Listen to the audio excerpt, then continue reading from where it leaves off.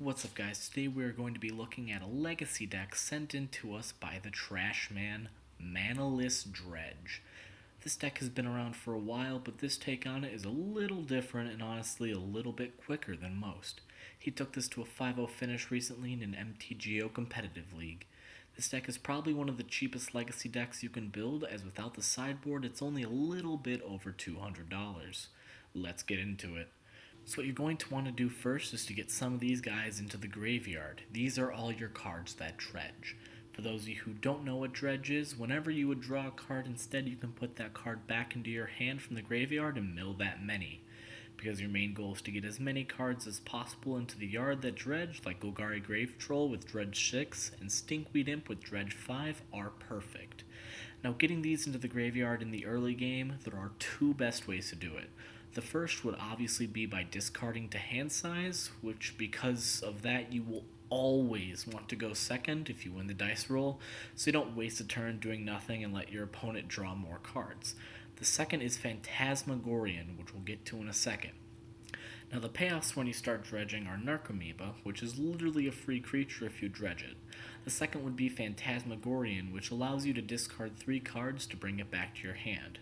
So what you do is discard some dredgers to start piling up your graveyard quicker.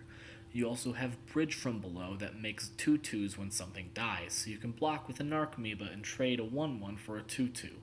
And there's Prized Amalgam, so it can come back along with your Narcomoeba or any of these 4. Laboratory Maniac is in there because with cards like Balustrade Spy and Grizzlebrand, you can easily accidentally deck yourself, so he's a good safety net to have and a great backup. Icarid is an amazing card because if it's in your graveyard, you can exile a black creature and bring it back.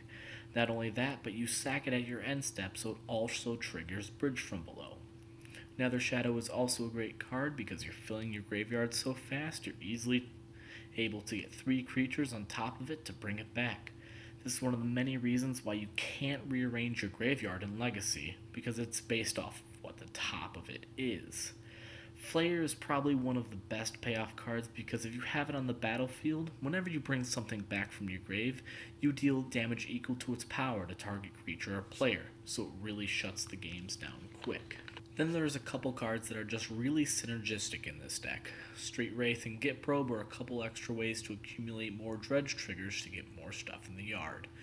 Whirlpool Rider can have a bunch of dredge triggers, which can essentially put your entire library into the grave, which is normally something you don't want, but if your whole library is in there, you can win almost instantly. Chancellor is an amazing card to bring back and great to start with because it slows your opponents down by 1 turn and allows you to not worry as much. Balustrade Spy lets you deck yourself immediately, which is why Laboratory Maniac is a must. But as I said before, you can also win almost instantly with your whole library in the yard. Now you have all those cards you can bring back, but how do you bring back the ones that don't come back by themselves? Well, that's where Dread Return comes in. It's possibly the #1 card you want in your grave by the late game, which is usually around turn 2 or 3 in Legacy.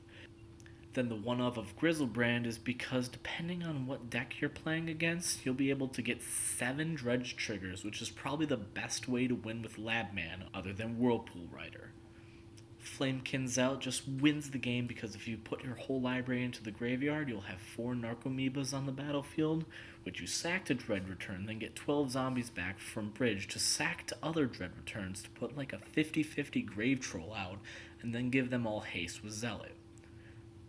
Now let's take a look at the sideboard. We have 1 Bayou and an Elvis Spirit Guide that are both to be able to cast the Nature's Claims, Surgical Extraction, Force of Will, Trap, and Leyline for Storm, Progenitus for Control, and Sholv just for added value. Overall, a good deck that brings some new things to the table. I give it a 3.5 Black Lotuses out of 5. Once again, submit us your deck if you'd like to be featured. Once a month, the deck with the most views will get a spin from our Wheel of Fortune to win either bulk or even a booster box. Hope you guys liked the video. Please like, comment, and subscribe for more, and I'll see you guys next time.